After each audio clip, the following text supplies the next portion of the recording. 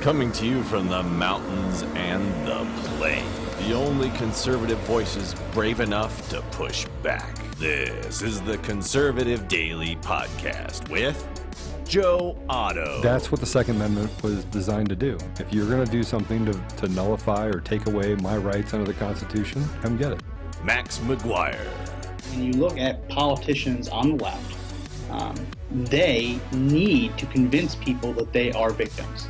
A resistance to the resistance.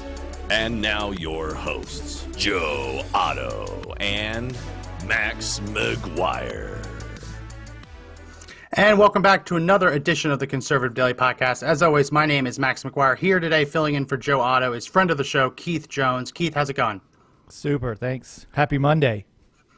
Happy Monday. Yeah, no, usually you don't hear people saying super midday on a Monday, but I appreciate your enthusiasm. I guess it can be a Super Monday. This is just something I bring, Max. Something I bring. That's your it factor. That's what makes the Keith Jones impact. I get it. Well, today we're going to be talking about something that has been really making waves on social media. It was a couple things, but first I want to talk about this shooting in Indianapolis. Absolutely heartbreaking. A 24-year-old mother, Jessica Doty Whitaker, was out with her fiance. An argument ends up breaking out between her group and a group of Black Lives Matter supporters, protesters. The details are still unclear. They end up arguing over race relations in America, and Jessica Doty Whitaker says the phrase, "all lives matter." That apparently was enough to basically prompt someone in this BLM group, BLM mob, to shoot and kill her. She was shot and killed. So they had this argument in the streets of Indianapolis. It looked like they were both going to go their separate ways. Apparently, both sides actually had someone draw a concealed weapon to try and stop it from becoming violent. They go their separate ways, but the BLM crowd sets her up for an ambush or something. Someone's waiting for them on a bridge, and the guy shoots her dead because she had the audacity to say all lives matter. Keith, I want to play a brief clip from a local news station, and then we'll get your reaction on it. Mr. Producer, let's play cut 3. According to the victim's family, the shooting here on the canal started with an argument over race. Eventually, the two sides separated and walked away from each other until witnesses claim the killer opened fire from a nearby bridge and then ran away. An argument over Black Lives Matter and language led to a confrontation and eventually gunfire early Sunday morning. It was squashed. They went up the hill, left, and thought they left, but they were just sitting on St. Clair Street and waiting for us to come under the bridge. And that's when she got shot. Jose admits he returned fire but didn't hit anyone and says his fiancée, Jessica Doty Whitaker, leaves behind a little boy. I think she shouldn't have lost her life. She's got a 3-year-old son she loves dearly. Explaining to Jessica's son that he'll never see his mom again has been the hardest part for the family. It's hard to tell him his mom's in heaven. When you want to talk to mom, you got to look up and say, "I love you, Mom." Just 1 week earlier, 2 people were shot on the same part of the canal. During one of those shootings, a 14-year-old identified as Curtis White Jr. died during an attempted armed robbery. Our message is that the canal is still a safe place to go. The IMPD partners with state police, the Parks Department, and the Department of Metropolitan Development. So I'm going to go out on a limb, Keith, and say that canal is not a safe place to go. I don't know the canal. I have no experience there. But the fact that they just said 2 people, including a 14-year-old and a 24-year-old mother of a 3-year-old boy, were just shot and killed. I'm going to go out on a limb, Keith, and say that I don't want to make light of it, but I'm going to go out on a limb and say that canal is not a safe place to walk. What do you think? Yeah, that's not a place I would walk. That's not a place that I would encourage or let my wife and my kids walk. Two shootings, deadly shootings, right, in the span of 10 days. That's not a safe place. That's unacceptable, right? The interesting thing, what I found interesting about that news report, right? So there was clearly an altercation, and we're never going to know because the news just has lost the ability to actually produce any sort of semblance of journalism. So we're never going to know. We're never going to know what was actually said, what started it, right? But in the preamble, as he was teeing up before they showed the footage, he actually said they were arguing over Black Lives Matter and language. Yeah. They're not even talking about the same things, right? And so when you say Black Lives, when you hear people say Black Lives Matter, right? They're not talking about people. Don Lemon last week told all of us that they're not actually talking about people. They're talking specifically about quote unquote police brutality. That is the predicating act behind the political organization Black Lives Matter, right? So when it's not about just helping individual people. It's about only one subset of violent crime. Right. You're right. They didn't cover it. They said they were arguing about race and language. No, what the fiance says is that it got heated when the woman said all lives matter, and the Black Lives Matter supporters took offense to that, which it blows my mind that this phrase all lives matter has become to some people so offensive because it's so factually true. And when you say all lives matter, you're not saying that Black lives don't matter. You're just saying that all lives matter. Right. Right. So for that to become offensive is ludicrous. Right. But it's a reaction to diminishing the political value of the movement itself. So they're not talking about the same things because everybody would inherently agree, maybe, I would say most people would inherently agree that human lives matter. And we're gonna talk in a segment moving forward, right? Because I'm gonna use the phrase right now just to sort of lay the groundwork, right? That all life is sacred. Okay. But when we're talking about the actual phrase and the political ideology behind BLM, we're not talking about individual lives because last week you talked about it, the week before you talked about it, the shootings in Chicago and Atlanta and New York and crime is spiking. And there was the interview on CNN where Don Lemon actually said, we're not talking about quote unquote lives. We are talking about the political ideology behind Black Lives Matter, right? So go to their website and look at what they actually advocate for. So this was a political killing because it's not a race killing, it's a political killing because she had the temerity to disagree with your political ideology. It's worse. Yeah. It's worse because now, right, your political opinions are being weaponized, and they're actually being weaponized. And people are dying because they hold the wrong political opinion in front of the wrong person. This is even worse than random street violence, right? There was random violence, I'll call it random violence, close to where I live over the weekend. There was somebody was shot and killed because there was an argument between two basically gangs. So there was an argument. So that kind of stuff we deal with. This is different. You're walking down the street and somebody says Black Lives Matter, right? And the way that you're taking it is, well, all lives matter, right? But now you're confronting the actual political ideology, and now we have a massive problem. It's way worse today than it was even last week. And there are, I would suggest, right, there are less televised riots over the weekend that we saw than there were a month ago. But language, right? Understanding, and you and I have had this conversation before, right? When we were talking about random things months ago. But language is so important because you're not even, you think you're talking about the same thing, but you're not talking about the same thing. And that's creating this environment where there's no way you can actually convince people one way or the other or actually have a logical or philosophical, even a valid conversation because you're just using words that have completely opposite definitions. And now a mother of a 3-year-old gets shot in the head and she's dead. Yeah. No, there's no way to justify what happened to this woman, and there's no way to justify any of the violence that we're seeing taking place in these supposedly peaceful protests. I always laugh when they call these people protesters, when they call them peaceful, because whenever I look, it's obvious that they're anything but. You weren't on the show when we talked about it, but Joe and I talked about the couple, the McCloskys in St. Louis, who actually had to defend their estate from an angry mob that was approaching them, threatening to kill them, threatening to kill their dog, threatening to burn down their house. They tore down the gate of their gated community. They had to defend themselves. So they grabbed guns. They didn't shoot them, but they did hold the guns, and the woman did, at least what appears to be brandishing. But we covered this under Missouri law, they were justified in using force if they had to in defense of life and property. Castle Doctrine and Stand Your Ground would have come into effect. The amazing thing is that over the weekend, they actually had their guns seized from them. Mr. Producer, let's throw up image number 1. Local police actually seized their firearms. I'll throw that up again. Yeah, they actually seized their firearms with a warrant, a search warrant.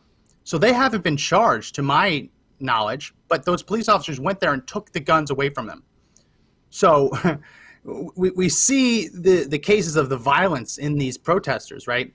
Mr. McClosky, the man in that picture, claims that one of the peaceful protesters who was at his property line pulled out a gun, racked the slide, and reloaded it as a show of force, right? None of them are being investigated, but they've now had their guns taken away from them. So now everyone knows that these people are unarmed, that they're easy targets. I can't imagine anything stupider than taking the guns away from someone who just had their lives and livelihoods threatened. I just don't get it, Keith. Yeah, and the narrative is the important part, right? The reason that we talk about what we talk about, the reason that it's so important that dissenting views and alternative ways, right, different viewpoints are actually shared, and that you're consuming them, that people are consuming them, is that destroys the narrative, right? The narrative that this was a peaceful protest is belied by the images of people breaking down a gate, right? So if you can suppress the act of breaking down the gate that said private property, no trespassing, right? If you can break that down and you can pretend that it never occurred, then you can keep the lie alive that this was a peaceful protest. No, it's actually a criminal act as soon as they walked on to the private property. Okay, but you can't allow that to be said if you're the media, because it ruins the story. Then the next thing is, right, they acknowledged, and there was some acknowledgement that there was a criminal act, the criminal act of trespassing, breaking down the gate from these people, but they were walking towards the mayor's house. And he responded to the news, no, there is no logical route that you would take with a group of 500 people to get through my neighborhood to the mayor's house. If you know anything about St. Louis, you would know that that's actually not a true story. So the only way that you can combat the false and fake and one-sided, pathetic narrative from the media, right, is to actually consume as much news as you possibly can. Because then you can realize, right? So we can be upset, right? There's no reason why his gun should have been taken from him, right? We don't know. There's none. We don't know what was in that warrant, right? But they will do everything they possibly can to make sure that you don't, right? The reason that they're not in jail yet is probably because they're lawyers themselves. Well, yeah. Right? The reason that they're not in jail and they're not arrested is because they're lawyers and they know how to say the right thing, right? They know better than to slip up. They're not going to get caught in this. Armed Patriot 86 on YouTube writes in that local gun shops have been offering to get them new rifles. That's absolutely correct. That's absolutely true. The challenge, though, will be if they actually get charged with a crime, then depending on state and local laws, they might not be able to take possession of that gun until the outcome of the trial. It gets complicated, but it's so stupid. I want to play, we played this on a previous episode, just to remind people exactly what happened in that altercation in St. Louis. Let's go to cut 1. We are now hearing from the man who stood in his front yard pointing a gun as protesters marched through the Central West End. This video right now on your screen getting national attention. You see the man and his wife there in the striped shirt out in their yard with weapons as protesters marched by their home, headed to the home of St. Louis Mayor Lyda Krewson to protest. Mark McClosky says the protesters smashed through gates on their street, and this is all private property. He also says that he and his family were threatened. Now, we did check the area this morning. You can see the wrought iron gate is now gone. There is a chain link gate up with a pink ribbon on it. As soon as I said the words private property, it enraged the crowd. There was then a horde of people coming through the broken gate. I mean, the gate was broken in pieces. I've sent you the photographs of it. And there were, I don't know how many people, there was a tremendous number of people, all angry, all shouting, all coming towards us. So, Keith, we covered this on the podcast. We saw in that video how the pedestrian gate, wrought iron gate, was bent in half. We see in that video how the actual vehicle entry gate is just gone. The protesters claim that it was broken when they got there, which is like one of the stupidest. You expect to hear that from like a child trying to explain away a broken vase or something. Oh no, I found it that way. You don't expect to hear that from a local councilman who was in that protest, right? Or grown adults. But that's what they're going with. That's their story, and they're sticking to it. It's just obvious. A lot of people don't know this, but in Missouri, not only are they a stand your ground state, not only are they an open carry state, they also have what's called castle doctrine. And Keith, I know you know this, but castle doctrine, for anyone who doesn't know, is basically, it's the idea that your home is your castle and you have no duty to retreat when you're on your property or in your home. If someone comes at you and threatens you, or you fear for your life, you have no reason to be fearful for your life on your property. You have the right to respond with force.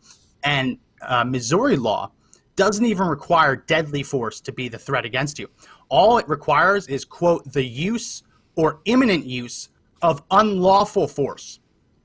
That is the key distinction here, because these people were trespassing.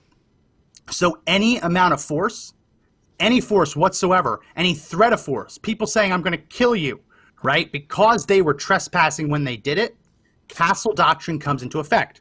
So if he had the right to shoot them, which thank God he didn't, no one wants to see any loss of life. If he had the right to shoot them, he also had the right to handle a gun. And yes, his wife even had the right to point a gun at them because they were in legitimate fear for their life and for their property. So I'm so taken back by all of this because it defies logic. It defies the law. It defies the constitutional rights that we all have. But they're trying to make an example of these people, which it's just another example of how the mob is violent and angry and they commit crimes. But if you dare push back against them, you're seen as the villain. Correct. Because again, if you view this as the media is spinning a narrative, which they are, and now you have the government officials in St. Louis participating in the expansion of this narrative. Here's the thing you won't see. Now, by the way, I was trying to count, and I'm terrible at math, right? But I was trying to count, and I think that in that little news report, she mentioned that they were protesters at least 4 times. It might have been 5, yes. But I only have 5 fingers on my hand, so then I run out of ways that I can count. So she mentions that word multiple times. It's not a protest when you're on private property, Max.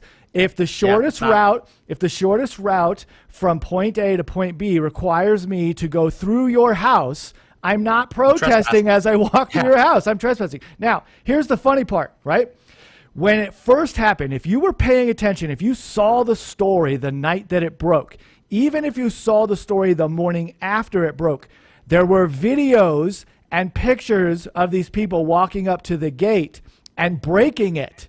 And then there was more video. So the one that you always see, the one that the news shows, right, has the short line where the guy's got his back to the McCloskeys, right, and he's sort of shepherding people around. There's a reason. Yeah. There's a psychological reason why that's what they show, because look, he's just trying to move them through the neighborhood. The videos from the first night and the morning after, you could actually hear the rack of the gun. You could actually see people 4 rows deep inside of the protest screaming over the top, right, at the actual people. Those visualizations, those pictures, those videos, you will never be shown because it belies the narrative that this was a peaceful march towards the mayor's house, right? That's not actually true. And so you're being spun a web of total garbage that frankly is attempting to create opinions about whether it's laws or enforcement or law enforcement or just general people, right, that aren't factually based in anything that resembles the truth. It's not true. Yeah, which is why right around this time in the podcast, we recommend that anyone watching on Facebook or YouTube share the podcast. Hit the share button if you're on Facebook. Give us a like, leave a comment, because we're going through narratives that are being shared by the media that are factually false, right? That poor woman in Indianapolis was killed because she said all lives matter. She was killed for it. The media... local media was the only one that covered it, and as you mentioned, even when they covered it, they only said that they had an argument over race. They didn't say that she was murdered because she said all lives matter, right? In this case, in St. Louis, the McCloskys are demonized because they're defending their property, as I just cited, Missouri self-defense law, Castle Doctrine. They had the right to do it. If they wanted to, they would have had the right to open fire on at least a couple of these people. Definitely the person who pulled the gun out of his waistband and racked the slide. They absolutely would have been well within their rights, because it was the imminent use of illegal force, lawless force, because they were trespassing. We look at this, and the media is trying to spread a false narrative. So definitely hit the share button. Help us reach more people, because if we leave this unchecked, these false narratives are gonna just continue, gonna just proliferate. I want to talk about another example. Also, amazingly, in St. Louis, apparently there's a lot going on there. St. Louis, I don't know if you know this, Keith, but St. Louis is named after Louis IX, who was a French king, Catholic saint. Unfortunately, he also led 2 crusades, which is why the left wants him canceled. There is a movement in St. Louis to get rid of a statue of him. 13th century French king. How that's connected to George Floyd's death, no clue. But they're saying he mistreated Jews and Muslims, which, yes, that happened during the Crusades. But that is now has to do with George Floyd. So putting that aside, makes no sense. There is a fight in St. Louis over whether to remove his statue or not. The Catholics in the community don't want it removed, and we can understand why, right? We've seen Catholic saints targeted, their statues targeted in California. Saint Junipero Serra. His statues are being targeted because he wasn't nice to indigenous Americans, Native Americans. Actually, they actually take offense with the fact that he was proselytizing. He was trying to convert them to Christianity, which is what missionaries did. But that's what they take offense. But in St. Louis, they want to have the statue removed. There was a prayer session held there by local Catholics, and they came into contact with the BLM mob, and it did not go well. Let's play cut 2.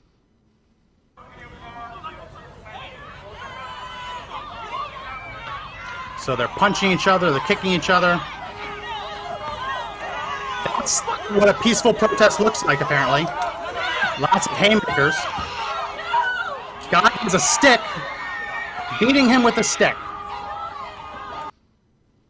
That's what a peaceful BLM protest looks like. Not only are there haymakers, but some guy found, looks like a 2x2 or a 2x3, and just started beating people with it. That's what passes, I guess, for a peaceful protest these days.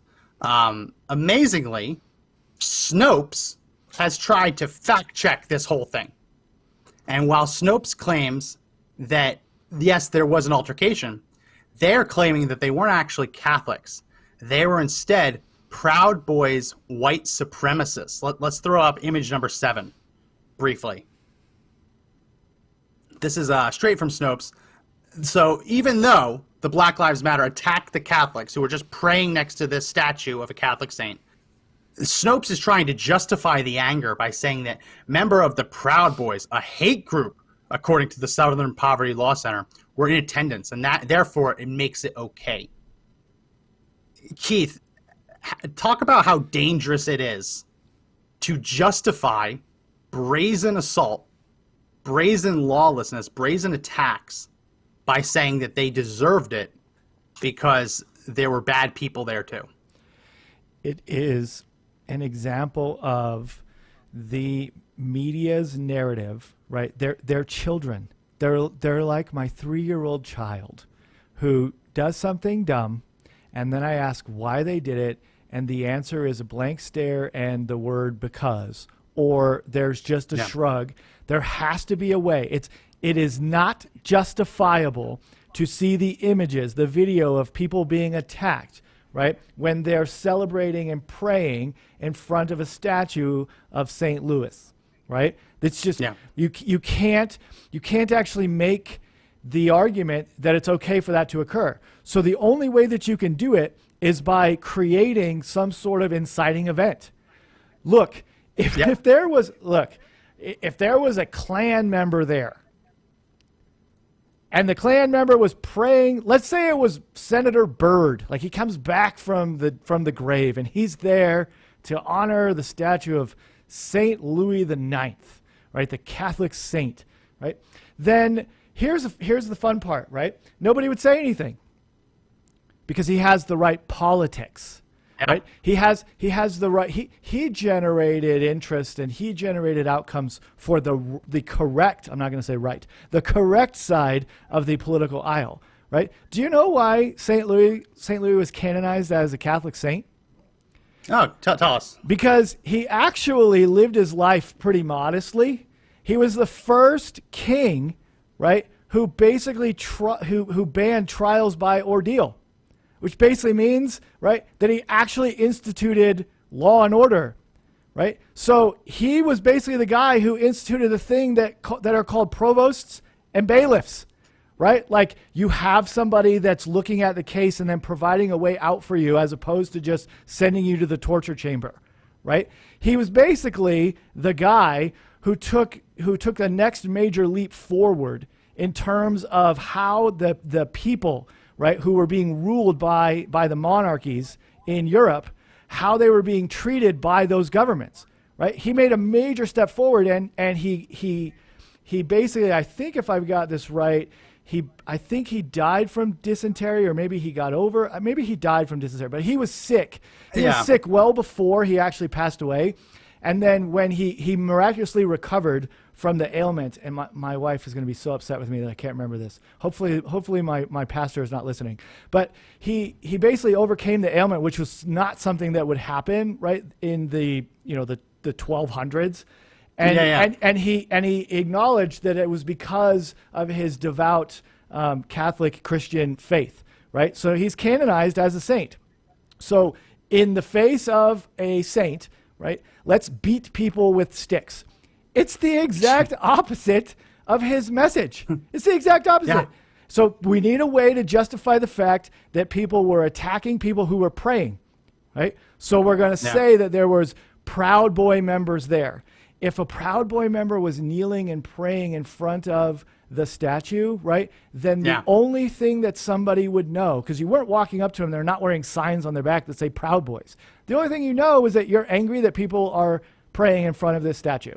So there is no justification, and the guy's running after him and hitting him with a stick, right? And there's also pictures, if you look it up, they're probably getting washed, but the internet is a crazy thing. You can find the pictures of these guys being put in chokeholds. Yeah, you can actually find it. Well, there was, I don't know if you remember this, but back in 2016, 2017, there was a woman named Yvette Falarca in California, and she helped lead an organization called BAM, By Any Means Necessary. They were an Antifa organization, and what she said is she actually was arrested for assault, and the argument that she presented in her defense was that it's not assault if you're punching a fascist, because it's always okay to punch a fascist. We knew at the time that the slippery slope of that kind of argument would lead to innocent people being punched.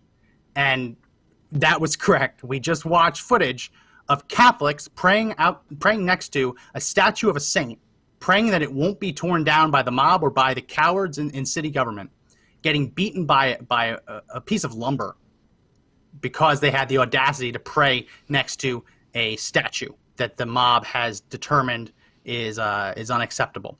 I want to show a couple pictures to show what transpired, because there's a picture of a man wearing a shirt. I thought at first it said All Lives Matter, but it actually says All Paws Matter. I guess animal activists, but he was praying at the statue.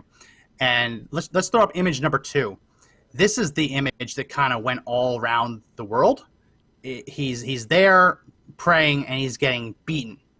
Now, there was some fake news spread claiming that he was a priest. I don't know if he was a priest. Facebook claims that he wasn't. But we do know that he was attacked for no reason. So we don't have the video of it, but we do have the pictures of what transpired. Let's throw up image number 4. Here he is being tossed. Some pink liquid is being tossed on him.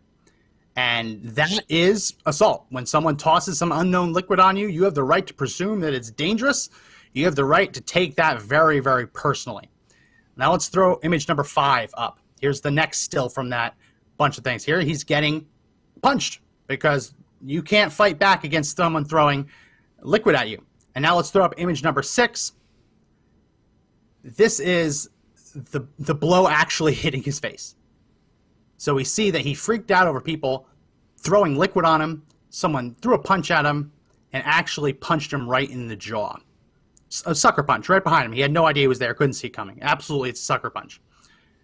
That is being billed as a peaceful protest.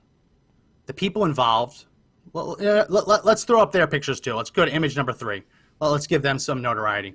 These are 2 of the people now suspected in that assault. You can see the guy in the All Paws Matter neon green t-shirt, neon yellow t-shirt in the background. These are 2 suspects that the police are trying to capture. I don't know if they caught the guy who was actually throwing the punch, but these are 2 people. So if anyone recognizes these people, definitely call Seattle police. They're looking for them.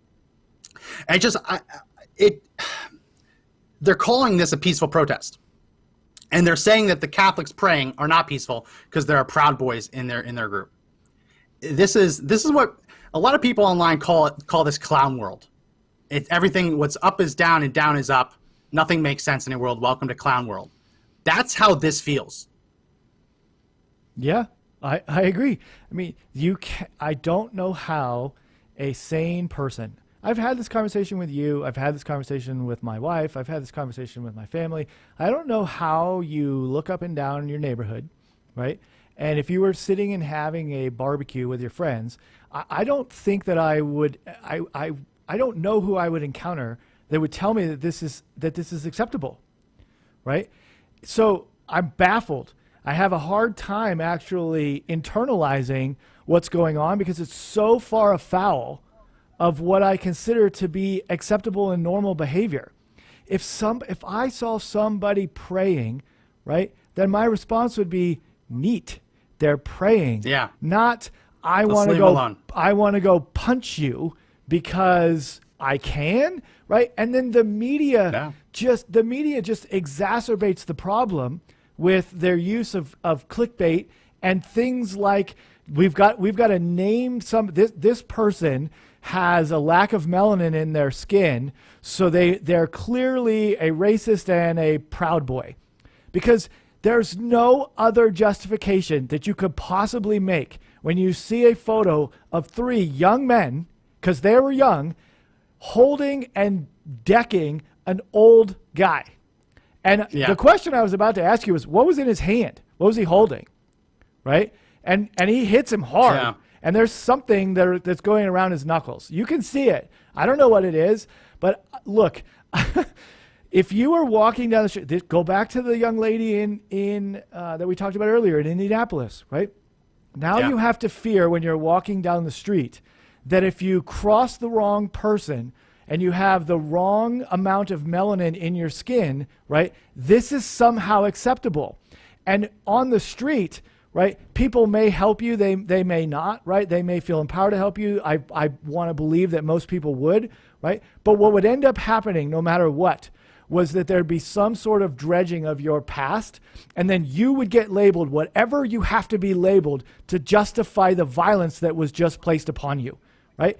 And if you're watching any of this that's going on, a month ago, Max, right, we did the show where the MSNBC guy was standing outside of a burning building saying they're mostly peaceful protests, right? Mostly peaceful protests. It's not even, the ability to hide the farce is completely gone. And if you can't see it, it's because you're not looking, right? This is violence placed upon people. And frankly, Max, right, a couple years ago with the Covington kids, right, that media, CNN wrote a check.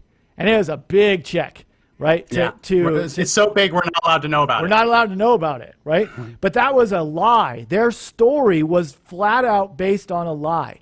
And the only way you can in the age of the internet, the age of instant access to video and content, The only way that you can continue this narrative is hope that enough people can be shrouded from the actual video and photographic evidence, right? That you can somehow turn around a group of religious people praying in front of a statue that they hold dear, right, and being attacked for it. Because if you just led the news story with what I said, which is factually accurate, right, everybody would continue to sour on these quote unquote peaceful protests. So even in the face of overwhelming evidence, no one on CNN, no one on MSNBC, MSDNC, as Mr. Sean Hannity calls it, right? None of them are going to admit that these are riots, that these are bad people. No, they won't. That they don't have your interests, they don't have our collective community and civil interests in mind. They just want to create chaos. I'm reminded of the line from The Dark Knight. Some people just want to watch the world burn. Yep. Yeah, absolutely. Portland, Oregon is actually, I think they're in their 40-something, the 45th, 46th straight day of what the media calls unrest. They're saying it's the 40-something day of unrest. No, that's the 40th, 50th straight day of rioting, of looting, right? Of anarchists in the street just destroying things. It's not unrest. Even when it's very clear that these are riots, the media brands them as unrest, which is what's so incredible. We've seen over the last couple of years that the media has never given President Trump the benefit of the doubt once. Not once. I've yet to see any instance where Trump or anyone in his administration is given the benefit of the doubt. And yet here, when the shoe's on the other foot, when it's leftist protesters, mobs, rioters, they are always given the benefit of the doubt, right? They're always given the benefit of the doubt. You have a video of a guy beating a Catholic there praying next to a statue. He's beating him with a piece of construction lumber. And the media still calls it a peaceful BLM protest. A woman is killed in Indianapolis for saying all lives matter. And instead of reporting that, they say that there was a debate over racial language. The media is showing their bias. We knew it's there. We always knew it was there. But I never thought a 24-year-old mother of a 3-year-old boy getting killed. I never thought that the nationwide mainstream media would not run it. Right? It's only getting run now because people are online talking about it. This was a quiet story. No one wanted to cover this. I guarantee you, if the races were reversed, if it was a white person shooting a black mother for saying Black Lives Matter instead of All Lives Matter, it would be a national story. Al Sharpton would be on the ground, and Indianapolis, parts of it probably would have burned to the ground. I feel very safe in saying that, but because the ethnicities and the races were reversed, and it was a black person killing a white woman, it is a non-story. Keith, you mentioned earlier about, I asked Josh to pull this up, Mr. Producer, to pull this up. You mentioned earlier that Black Lives Matter only applies to some lives and not all black lives. I want to play this. I don't know if you've seen this before. A man confronted a group of nurses outside of a hospital who were chanting Black Lives Matter, and he caught them, and he basically forced them to silently admit that the phrase means nothing. Mr. Producer, let's play that clip I sent over. Lives matter or just some black lives? The black lives killed by black men matter, right? Yes? The black babies killed in the abortions clinics matter, right? Thought so. So it cut off a little early. I that's my fault. The black men killed by black men matter, yes. Black babies killed in abortion clinics, these health workers, silence.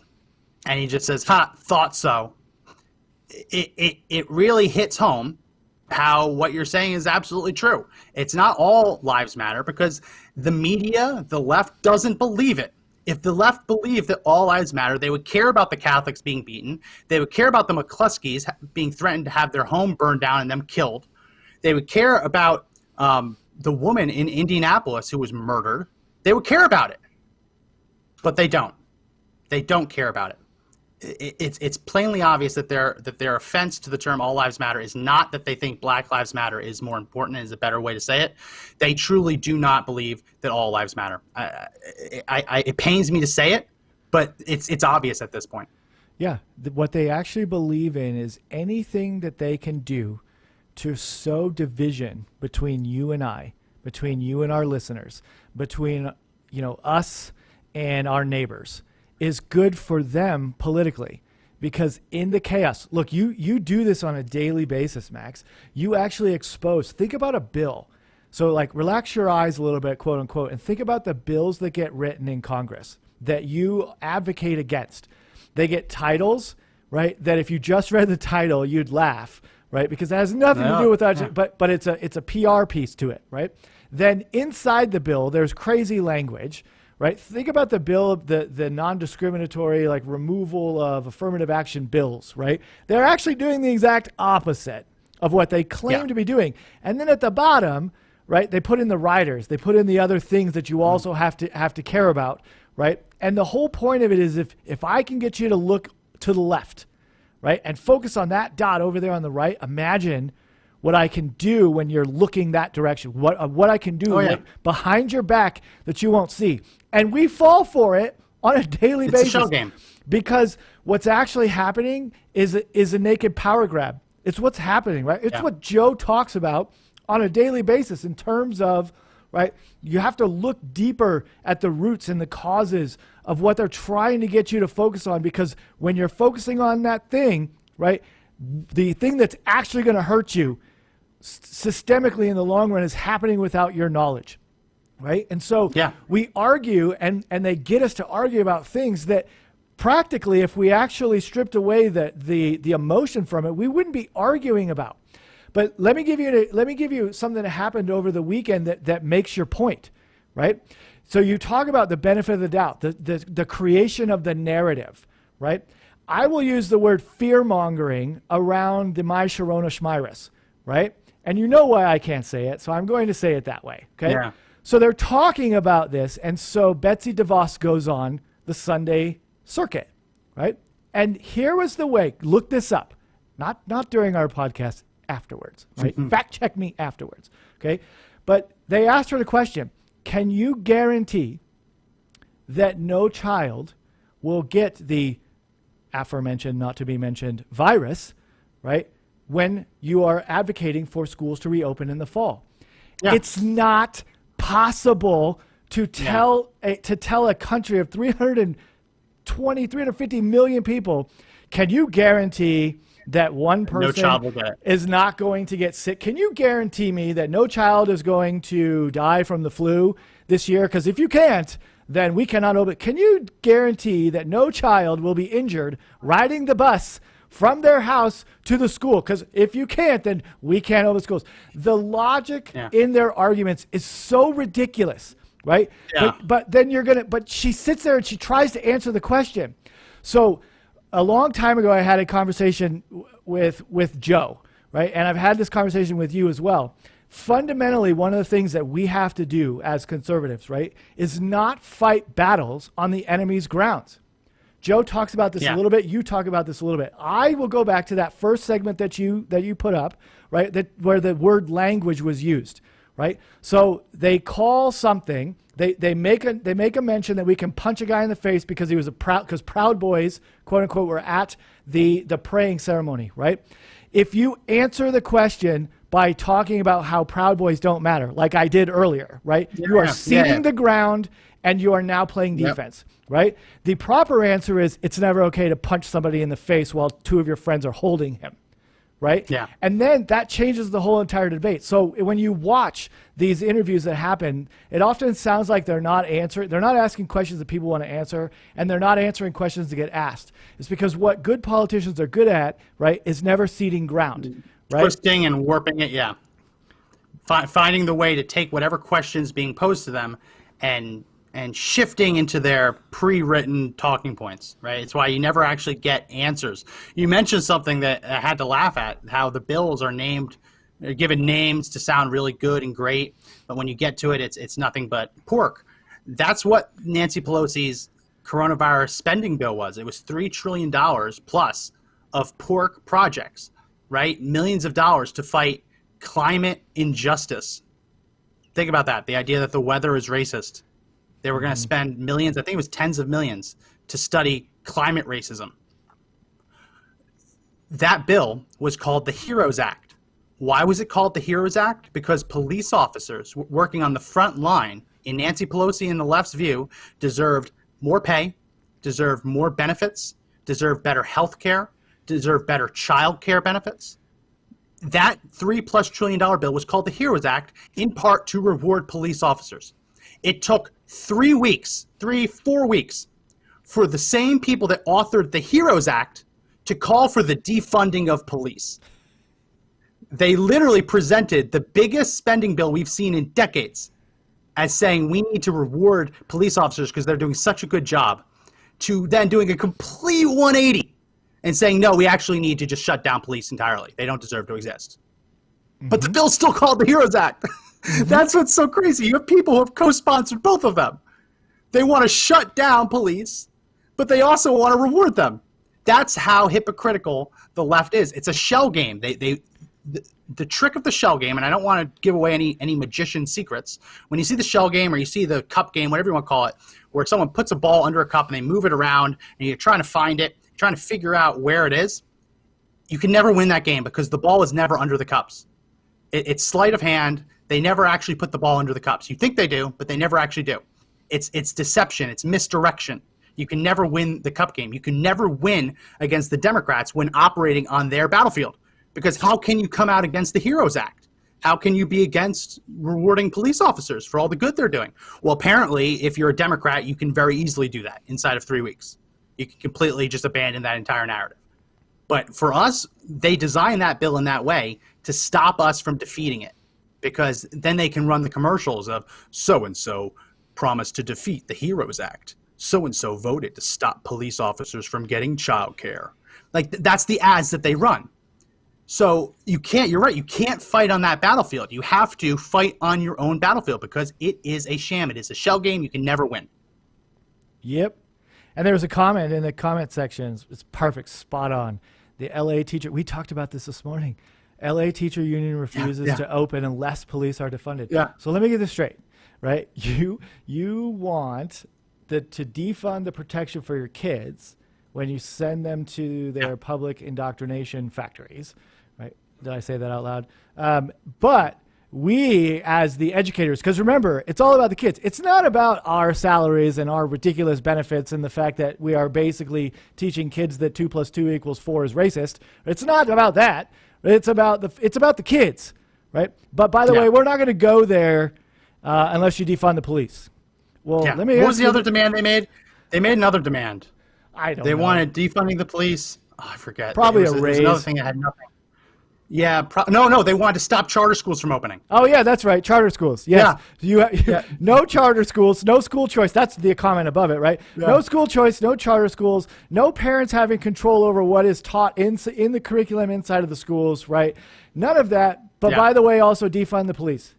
And then if you do all those things, right, if you give us full autonomy to control your child's lives, right, where we're going to spend more time this fall reminding 8-year-olds to fix their mask and stop hitting Bobby with their mask and stop standing and moving to that side of the yellow line and that kind of make sure that we spend 15 minutes before and after each segment of social studies. Can we still do social studies and science, cleaning our desks? Right? And then make sure that you go into any bathroom that you want to wash your hands, but make sure you do that multiple times and then do your ABCs, but your ABCs and math are also, I'm exhausted, right? I liked how you threw in there going to whatever bathroom you want. That was very subtle. The amazing thing is that it's supposed to be stopping people. They don't want to open schools because it's too dangerous for coronavirus. So then why are they saying you have to close down all the charter schools? That shows you it's BS. But defunding the police, they want to stop police from being able to respond to crimes committed at schools. That's ultimately what they want to do. They want to defund the police so the police do not have enough resources to put officers as school resource officers in the schools. Right? When the left says, no, we don't want to give teachers guns to defend against school shootings, you say, okay, well, I disagree, but then at least let's put a police officer on campus so that if there was a shooting, he can be there to respond. Well, now they want to cut that funding so there can't be school resource officers. The argument that it's too dangerous to hold classes, I feel less safe in an LA school without a school resource officer than I would without a mask on. That's all I'll say, right? Yeah. It is more dangerous to take the cops out of the schools than to take the masks out of schools. Yes. The kids, it's more dangerous for the kids. That's just a fact. And yet they will not allow the schools to reopen in LA unless the police are defunded. It's so obviously political. It's stupid. It is so obviously political, Max.